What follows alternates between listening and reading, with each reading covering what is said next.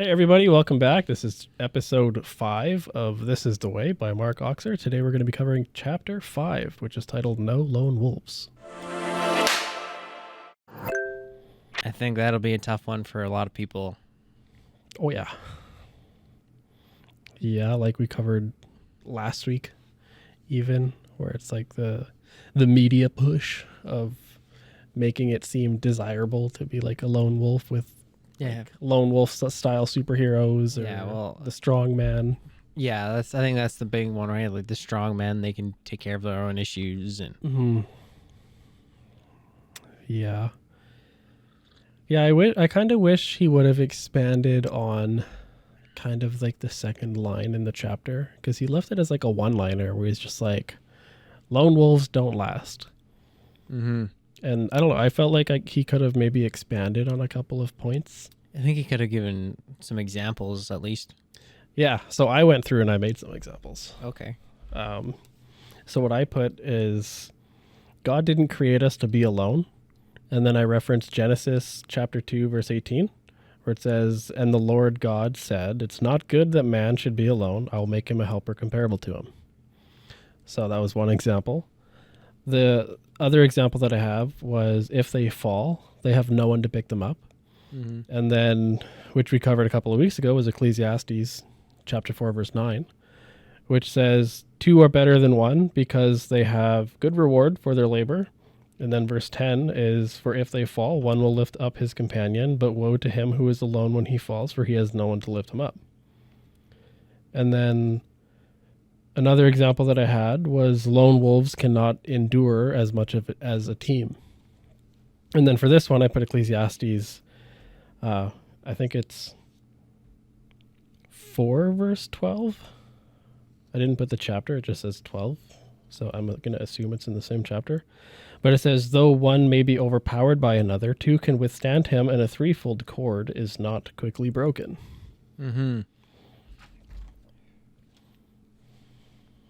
So that was kind of my examples. And then after all of my examples, I put, like, while there's times to be alone, we shouldn't try to do everything alone.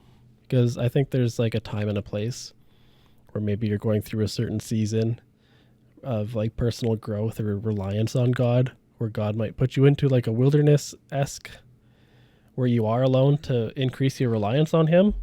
Right. But I think ultimately we shouldn't try to do everything alone, which was kind of like the whole topic of this chapter. Yeah, I think what he was really getting at throughout this chapter was just like, we can't be, again, lone wolves, or we're meant to be part of a community, right? So that, we talked about exactly what you had just gone over like a couple weeks ago, about how there's times to be alone. And again, there's going to be times where God separates you and you're going to be alone whether you want to or not. Yeah. But I think what he really was hammering home was just that, like, we're made for community, whether we like it or not. And this Christian walk is no different. Yep. Right? It's not something that we can carry on our own. It's not something we can go through on our own.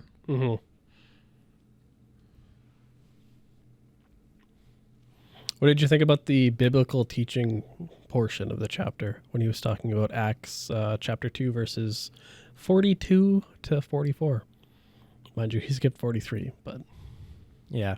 And then that was when all the disciples were living together and eating together and listening to the apostles and everything.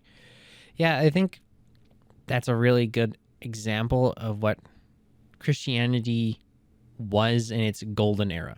Yeah. Right? Like when there was no fear of persecution, not that we have to fear persecution here in Canada yet. Maybe we will yet. I don't know. There's some of these legislative bills coming through are not looking so good, but moving on from that. But, we don't have, like, in North America, let's just be broad. In North America, we don't have to fear persecution. Yeah. Right? No one's going to come knocking on our door and drag us out into the street. But, again, we have to think it's a different time period and a different culture, right? I don't know what the culture was like. I don't know what the time period was like. I don't know Yeah. how everybody lived, but the whole getting, I mean, if everybody lived in, because this was in Jerusalem, if everybody, all the believers lived in Jerusalem, then for them to get together every day to eat food and everything like that, I can't imagine it would have been terribly difficult, because you can walk everywhere in Jerusalem. I mean, we had to. Mm-hmm. So sounds like, it sounds really nice. It sounds like something I would like to do. Yeah. But we live 25 minutes apart by car, and Mm-hmm. not many other friends around here who are of the same mindset. Yeah, but I think that's why he kind of like alludes to joining a church Mm-hmm. community. Like even in the coach's corner, he talks about like join a team, join a church, to kind of, just because you don't know anybody now, it doesn't mean you can't meet somebody through like a church or something like that. Oh no, my cafe. Oh no. That's fine. I'll clean it up after. Tippy cups. They're very tippy.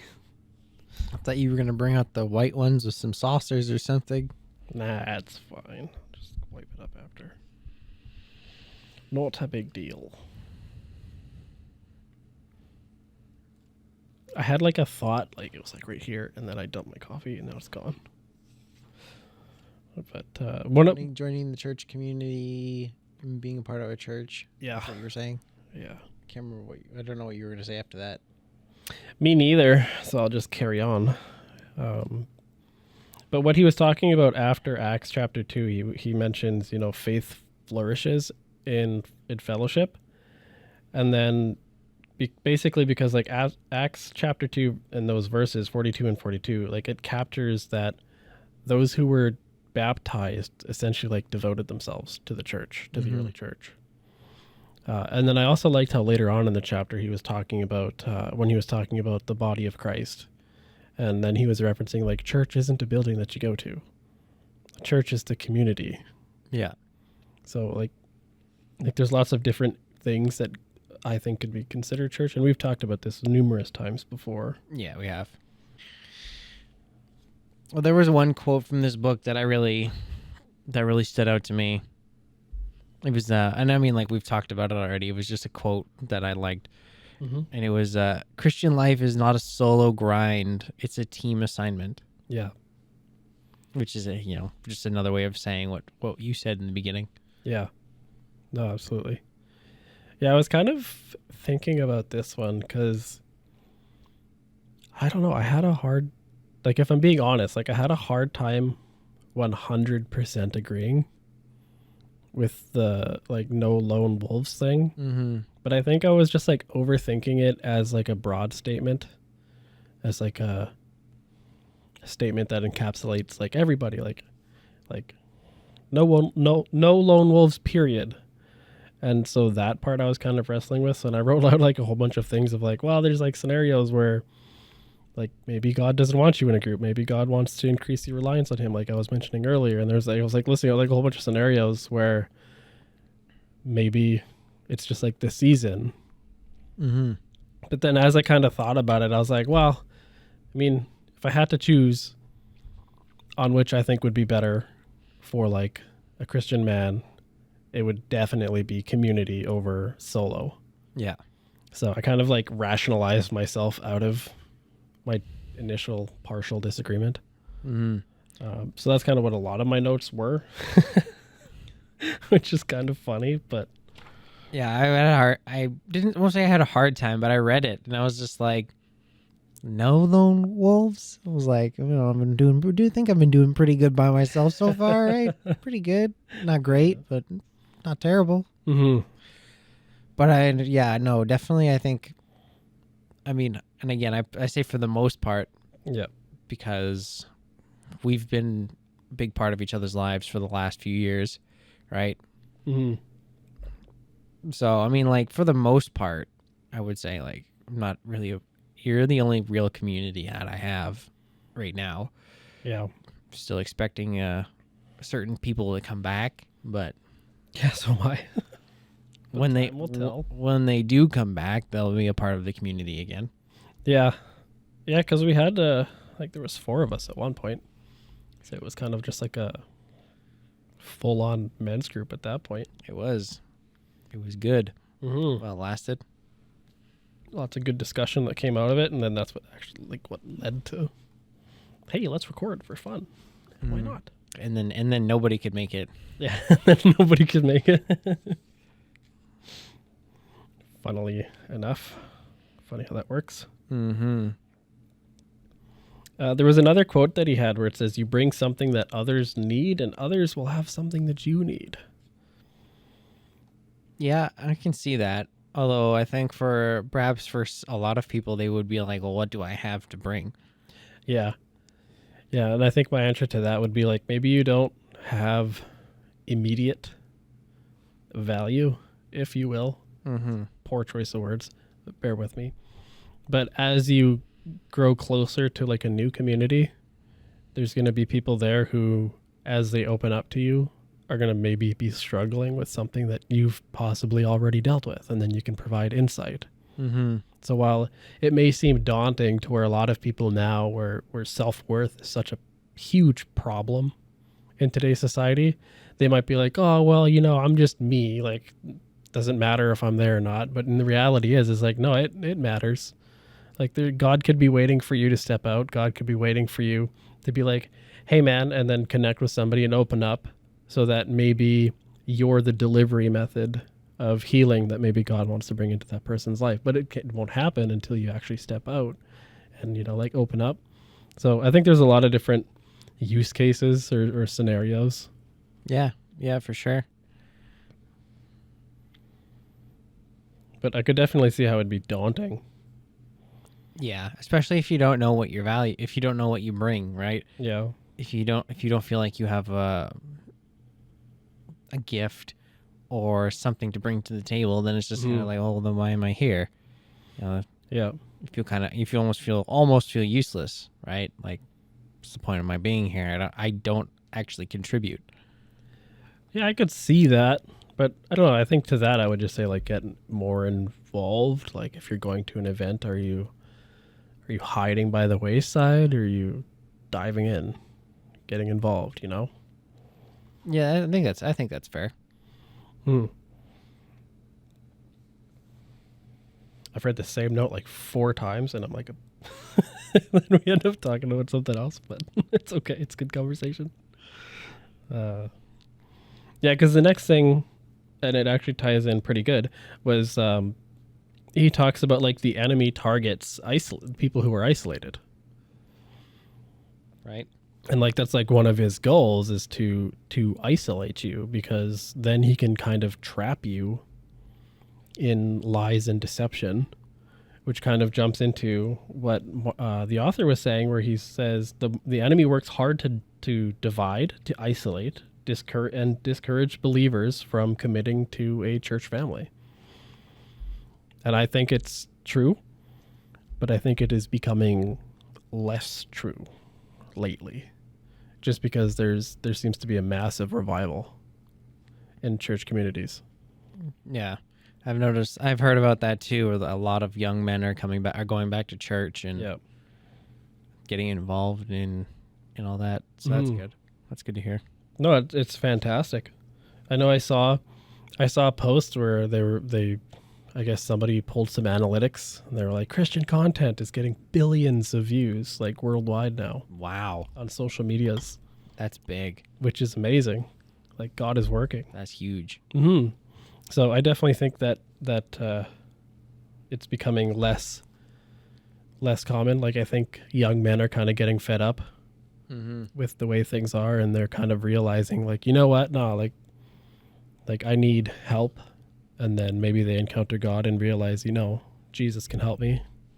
Yeah, and maybe they look at like Christian men and what Christian men are doing and how their lives are, and they're like, that looks way more fulfilling than what my grind or whatever it is that they have going on. Potentially.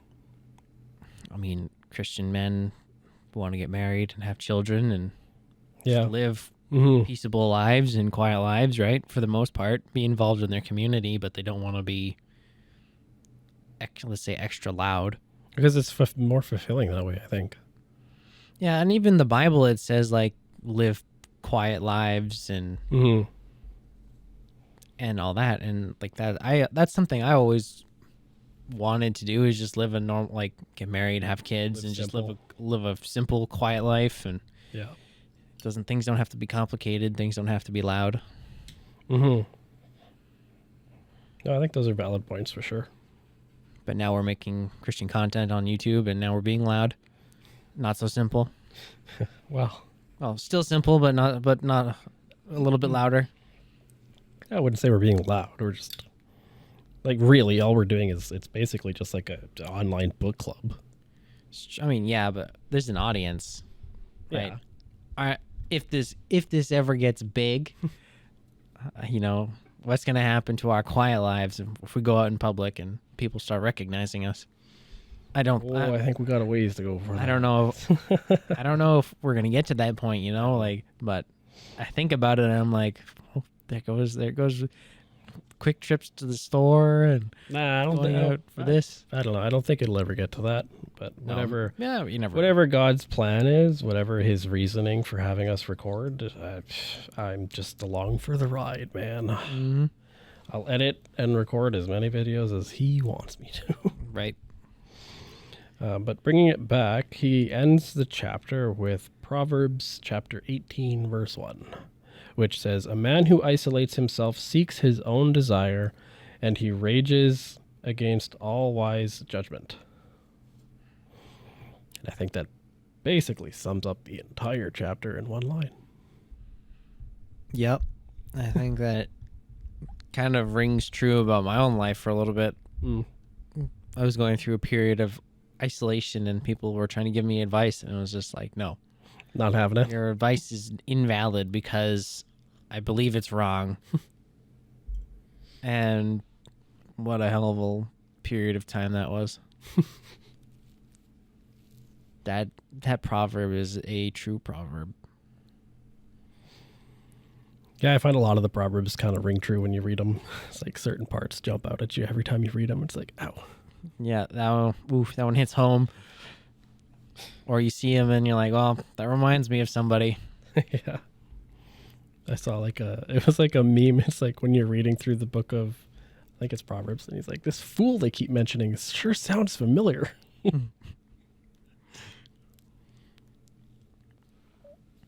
like looking in a darn mirror. Yeah. I was going to mention a mirror. I was. Yeah. Yeah. But I guess I'll read out the Coach's Corner just for the audience in case they haven't read it. Basically, what the Coach's Corner says is like, commit to a local church, join a group or serve on a team, get real with one person, and pray for healing if you've been hurt. And then he basically writes out like church hurt is like a real thing where it can basically just like deter you from joining a church or a local community, or even like a local home church or something. But pray for healing. God will heal it. Ask him to bring, the desire back to find a community or something. Right. And we'll jump into the reflection questions. First question is, have you been walking through your spiritual life like a lone wolf? If so, why? Whoops. Yeah, so for me, I put yes mostly. The reasoning why was I don't really like being part of the church community. Ooh. I feel like there is a sense of expectation and a pressure, not to perform, but to like maybe be at a certain, to be at a certain, not level, but how do I explain this? Like I feel like when I go to church, there is certain expectations of me. Okay. As a Christian.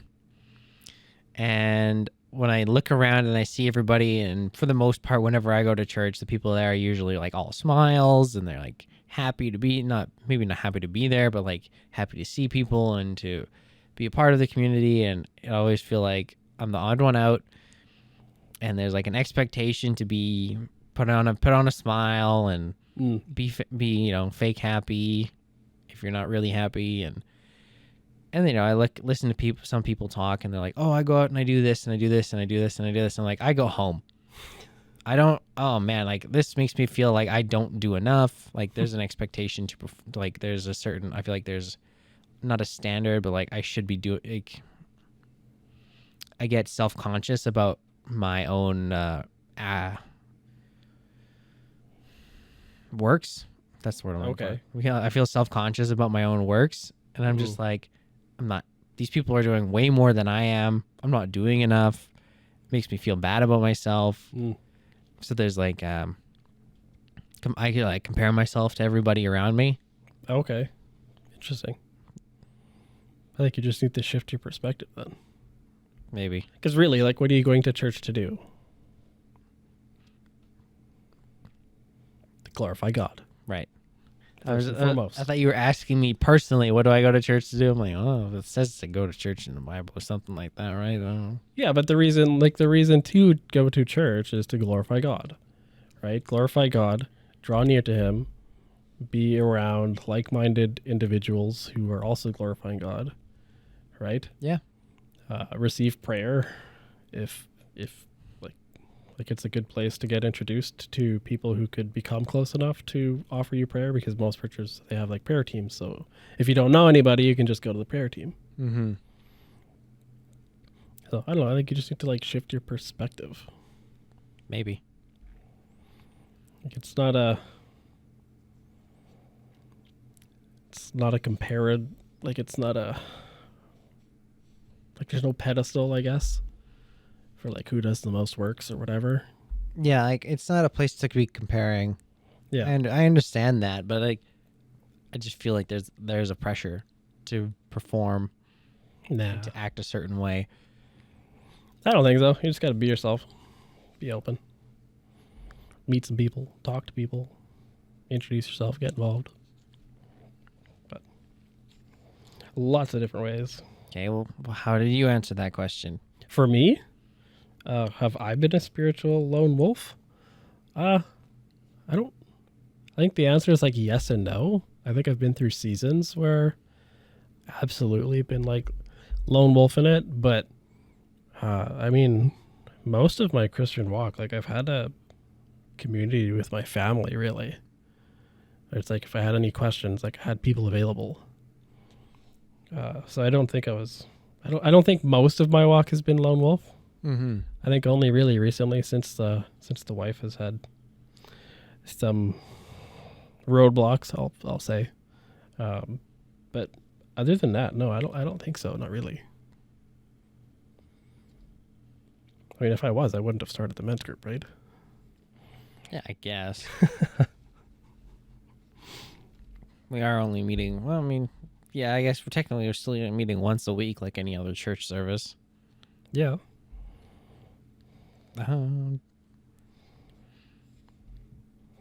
Next question. How have past wounds from church or people influenced your relationship with the Christian community?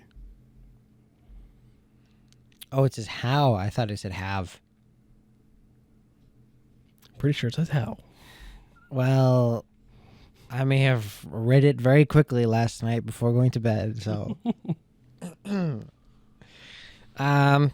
How has past experiences affected me? Well, my answer to that was that I used to go to a Christian private school. Yep. I went there for about 5 years, from grade 3 to grade 8, because that's how high up that particular school went. They also had a high school in the city, which went from, I believe it went from K to 12. So the little, I guess you could call it like kindergarten to middle school that I was a part of was just like run in the back of a church in Stonewall. And yeah, I don't really have a lot of fond memories. Like I don't know, like every like church, school, and schools are very cliquish, right? And so my class consisted of 5 people. Oh, okay. Just Like, small. No, sorry. Yeah. Well, not my. Sorry, I don't mean my class. I mean my grade. Oh, okay. My entire grade was 5 people, right?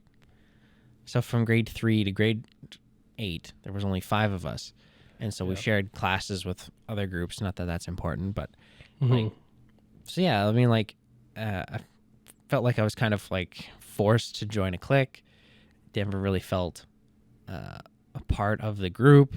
Oh, okay. Just, and then, I ended up like graduating or leaving that school, and like nobody ever stayed in contact with me. I made one friend out of that. Um, and we're not friends anymore. And, we had different values, I guess. Mm. He grew up a different way than I did, and he kind of drifted away from God, and I came back to God, and we just ended up clashing. But like out of my 5 years there, I only had one friend who I stayed in contact with, and nobody else wanted to reach out. And I've just learned that everybody who was my friend Hmm. wasn't really my friend. I mean, that's usually how school relationships go, though. Yeah, I guess. I didn't enjoy myself there, and I think because it was Christian attached, that's why I have a negative view of partly why I have a negative view of church and Christian community and all that. Mm. That's my not my theory, but that's what I think. Okay. Interesting. Yeah, for me, I don't know if like I wouldn't call wounds from my past experiences with the church. Like all the churches that I've been to were, I mean, they were okay. There was a couple where maybe I wasn't necessarily fond of some of the messages that they were teaching, because it was kind of just like thou shalt kind of messages, like thou shalt be better, So yeah, I'm not sure how I would really answer that question. Like, I don't think it's really deterred me very much. Like, I know personally I'd like to start reaching out more to like expand even, or even set up like another session outside of this, where we just do like just men's group and then do the podcast separately. So I was thinking about doing something like that, just like in the community. Maybe once my wife gets a little bit past her roadblocks. The next question was, what has helped you to feel truly seen, known, or encouraged in a faith community? I didn't have an answer for that. No? No. I think for me, the only time where I felt any of those things in a faith community was when I got baptized. Because I was like the youngest person there. I was like 13, which doesn't sound too young, but the church that I went to, they typically didn't baptize anybody until they were like 16 or 15, because they felt that's when they could make the decision and actually stick with it. Mm-hmm. Like they didn't just like baptizing people, like they had like had to go through like a course and be like, why are you here? Like, make sure this is what you want. Like, baptism is like you're saying like, okay, God, I will follow you. Because basically they didn't want to like have the same 6 people be baptized every time they baptize people, I guess. I think that was the rationale. It's been a while, so I could be off the mark, but I think that's what I remember. And it was like on a stage and there was a lot of people there, so I think I felt more nervous than anything. But no, typically I'm not one who likes to be seen, typically. I'm more of a don't look at me kind of person. Yeah, I agree. For myself as well. Mm-hmm. And the next question was, what would intentional belonging look like for you in this season? I didn't even know what that meant, to be honest. I read it. What is intentional belonging? I was like, I don't even know what you mean by that. So I didn't answer it. I think if I were to interpret it, I think what he was getting at was Like, what would it look like this season if you intentionally looked for somewhere where you belonged, or fell in somewhere where you felt like you belonged? Well, I mean, I'm here. Yeah, that'd be my answer too. Yeah, so.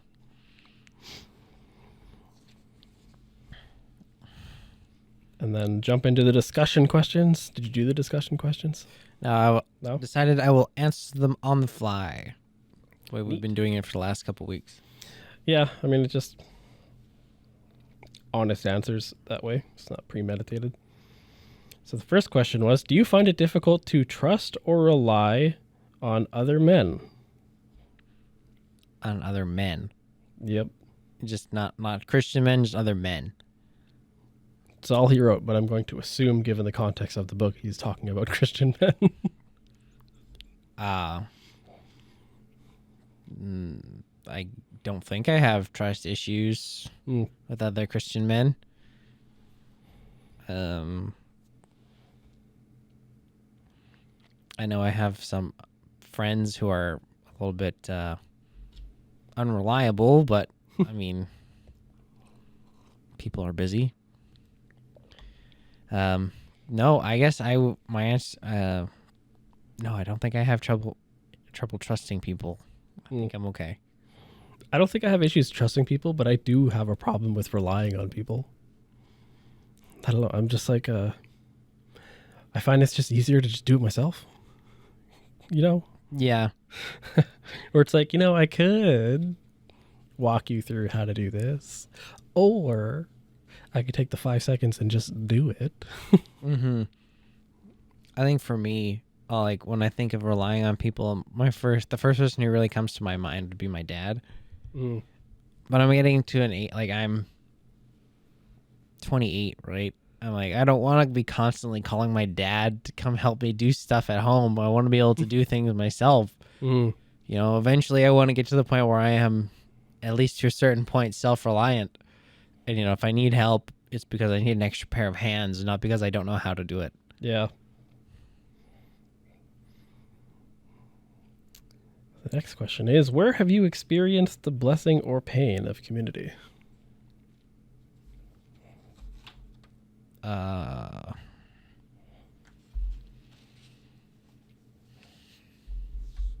guess this like our men's group is where I would say I experienced the blessing of community. If I had yeah. Do you want to elaborate or just leave it at that?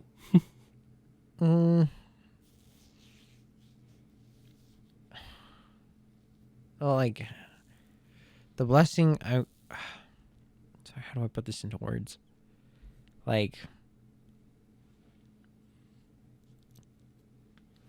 This men's group is something when I was going to church, it wasn't something I looked forward to. It was just another thing to do. I would be like, hey, it's Sunday. I have to get up. I have to get changed. I have to go right away.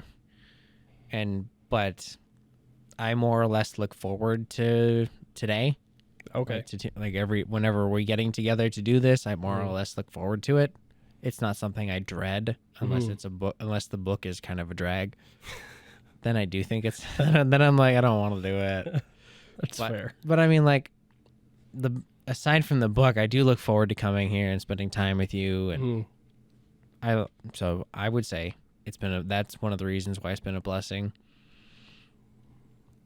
And just the sense of having like-minded people to talk to, and people I can actually open up to and be real with. Yeah, I think I'd say the same. For sure, the men's group, just the timing of everything. For me, it was really good timing. It worked out. It was something that I really needed, I think, personally. And then it was just it's been such a huge blessing in terms of growth and really understanding and coming to terms with there's a lot that I don't know, and that's okay. There's other people who have a lot stronger knowledge in certain things. Yeah. I can learn from them. And so for me, it was a huge blessing in that sense, because it's kind of like I didn't have a lot of I guess, biblical context growing up. Like I never really learned like this book is in this context. This book is actually poetry. This book is actually some other thing. Like I didn't even know what an epistle was until we started. Really? Really. Like I've read the Bible, never read the context pages. I'm like, oh, useless page. I don't need this information. Yeah. So that's what I would do. I'm just like, that's not a verse next. So I just like read the verses. So there was like a lot of contextual stuff that I was kind of like missing. And then it was just like I remember the first time you said the word epistle, I'm like, a what? And you're like, yeah, Paul's epistles. I'm like, I don't know what you're talking about. I don't think we were recording at that time. I think that was before we started recording. No, we were just hanging out at that point. But yeah, so it's been a huge blessing for me on that front for sure. And then also like discipline wise, it's been a blessing, a pain, but a blessing where it's like, I have to get these videos out. I have to do something. I have to do something other than just like relax when I want to relax. It's like, no, if I have a deadline, I've got to meet it. I've got to schedule the videos. I got to edit the videos. I got to make sure all the shorts are done, et cetera, et cetera. Mm-hmm. So yeah, I would call all those things blessings for sure. Mm-hmm. Do you have any other talking points you want to talk about on the chapter of No Lone Wolves? No, I think that was it for like I had all my points written down and everything that I wanted to talk about. All right, sweet. We'll wrap it up. Sure. Thanks everybody for watching. You can join us next week. We're going to be talking about chapter 6, which is titled Run the Race. And again, if you're following along, the book is This Is the Way by Mark Oxer. And if you are a lone wolf and you want to join a community, we have a small Discord. The link will be down below. We'll see you over there, or we'll see you next week.